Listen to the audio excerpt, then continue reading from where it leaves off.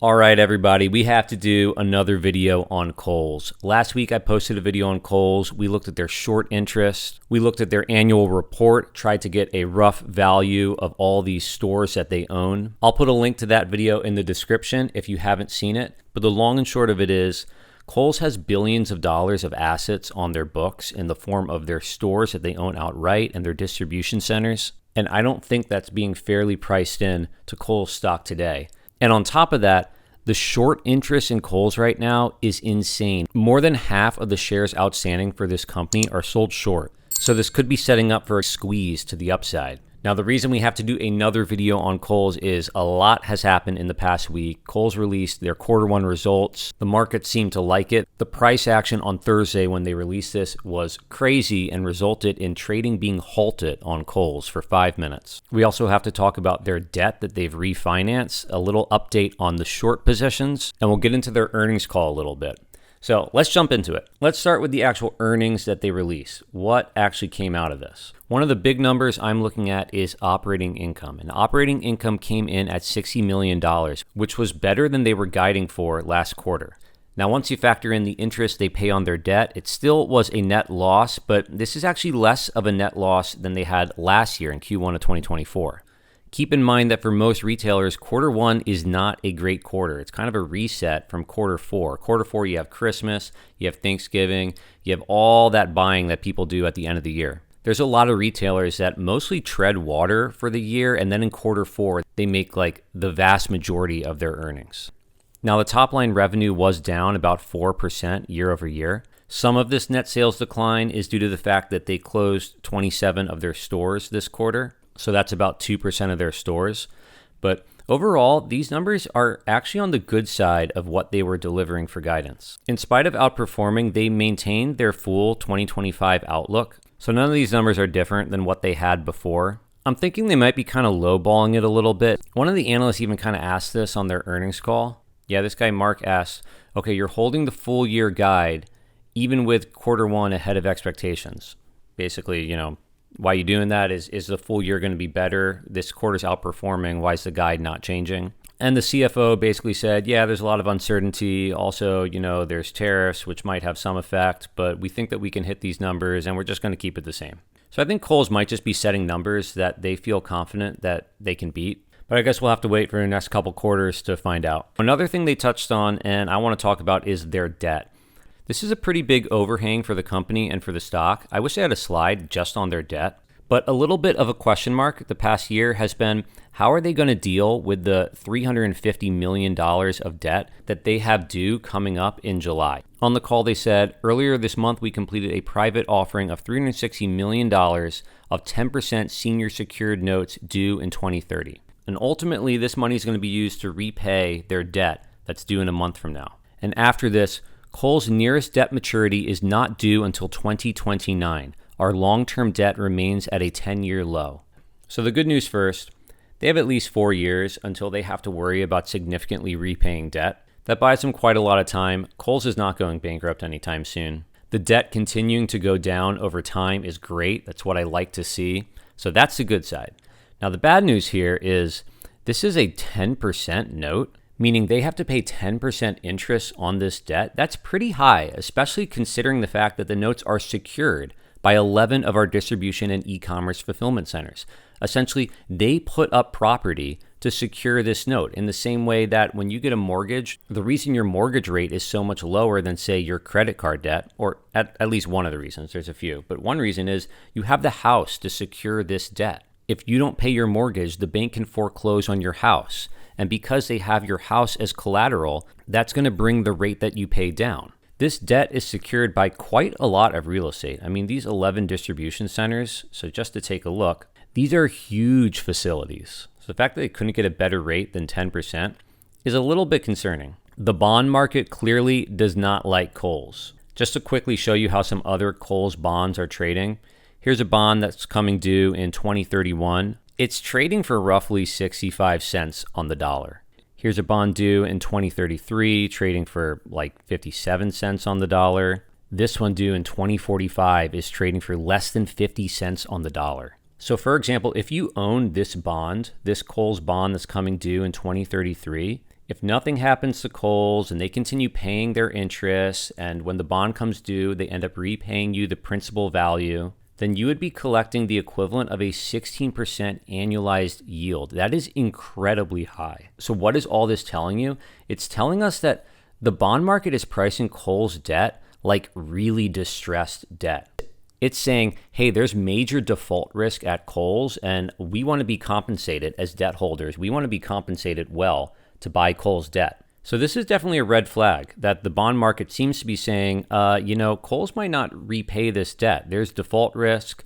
We think maybe Kohl's might go bankrupt. That looks like what the bond market is pricing in. Honestly, if I were on Kohl's management, any cash that we had coming in, any excess cash that we didn't need to run the business, I would be using to buy back debt. I would be trying to buy back our debt for 60 cents on the dollar. I think that is the best thing that they could do for the health of this company. In the recent past, when they had a lot of excess cash, like here in 2021, when they had over $1 billion in free cash flow, they used a ton of that to buy back stock. Now, I love stock buybacks as much as the next person, but when you're buying back your stock, it really matters the price that you're paying for it. In this period in here, they bought back close to $1.4 billion in stock. That's more than the total market cap of the company today. They should have just been buying back the debt at this time while the stock price was so high. Now when the stock price is low, this would be an incredible time to do buybacks, but of course they're not. I mean, in all fairness to them, they don't really have the cash to do stock buybacks right now. And as I said, I think buying back their debt is just the better way to go at this point in time. But still, my point is they did buybacks at like the worst possible time. So I don't have a ton of trust in their management, in the board, which, by the way, actually, we have to talk about the CEO of Kohl's. Kohl's CEO has just been like a game of musical chairs. They've gone through 4 CEOs, I think, in 4 or 5 years. Their last CEO, Ashley Buchanan, was fired about a month ago for basically giving a really sweet Kohl's contract to a company that was run by his girlfriend. The contract was not in the best interests of Kohl's. I mean, he was rightly fired for essentially abusing his position. So he's out, and this guy is in just temporarily until they find a full-time CEO. So who knows? Next earnings call, I might be the CEO of Kohl's. You might be the CEO of Kohl's. No one knows. Now let's look at the market's reaction to this earnings report.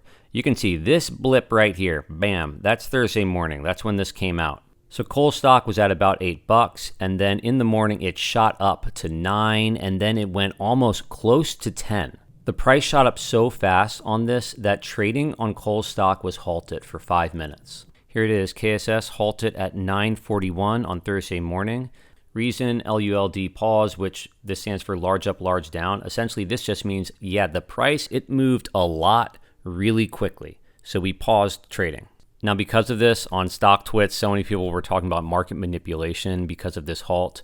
Halting trading is actually fairly common. Just to give you a sense, just on Friday and Thursday of last week, all these stocks had trading halted at one point or another. And you can see the reason is normally because there's a quick move. So it's not crazy uncommon. Now, I will say for a company the size of Kohl's, nearly a $1 billion market cap company, typically trading doesn't get halted that often. So it is a little weird, but as you know, there is a ton of short selling in Kohl's stock, and that increases the volatility a lot. After the halt, the price came back down. So there basically was like a 20% up move and then a 20% retracement back down after the halt. So crazy price action. Right now, I'm recording this on Monday morning.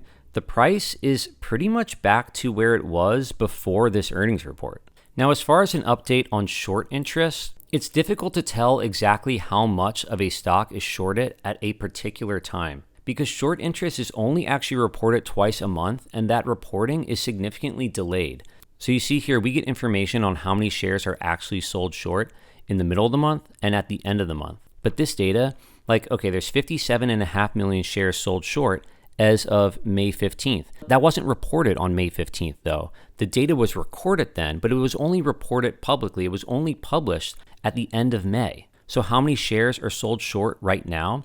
We don't know. It's hard to tell. What I can tell you is there is a ton of short activity. So of the total volume, the total amount of this stock that's traded, most of it is short volume. So on Friday, 65% of total volume was short volume. On Thursday, 70% of the total volume was short volume. These are absolutely massive numbers. This is not typical for a normal stock. The borrow fee is pretty high right now at 9% with an extra 5% rebate added on. So you have basically 14% that you would have to pay annualized to borrow this stock, in addition to the dividend that you would have to pay out as well. So the borrow fees are pretty expensive, and this is showing that there are no available shares left to short. Everything is pointing to the fact that shorting Kohl's is a very crowded trade right now. There is a lot of demand to short this stock. So it's very likely that the short interest has increased since May 15th.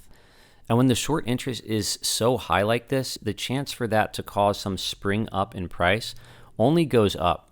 So this is not a low-risk investment. There's a lot of legitimate problems with Kohl's. I don't think the management is the greatest. The profitability on the stores remains low. But there's also the potential for a massive amount of upside here. Their real estate is very valuable. They have a ton of assets on their books. They don't have to worry about a significant debt deadline for at least 4 years. I really think the market might be sleeping on this one. And actually, one more funny thing. I think the analysts of Kohl's are sleeping on this one too. On this earnings call, it was kind of funny, but the number of analysts who just sent their intern or assistant, it seems, to fill in for them was kind of hilarious. It happened 3 separate times on the call when the operator was like, okay, so we'll move on to Oliver Chen at TD Securities. And then you just hear, this is Julia. I'm on for Oliver. Then you get, next we'll move to Michael Benetti at Evercore. And you just hear, this is Jesselyn Wong on behalf of Michael. We'll take our next question from Paul at Citigroup. It's Tracy Kogan filling in for Paul. I mean, this would never happen on an earnings call for Walmart or something. Even the analysts for Kohl's don't care about Kohl's. No one is really looking at this company that closely. And I think there's a lot of opportunity here. So if you like the video, subscribe, leave a comment down below. Do you agree with me? Do you disagree with me? What are you doing on Kohl's? Also, we hit 100 subscribers on this channel. So thank you to everyone who's here. Let me know what you want to see next, and I hope to see you in another video.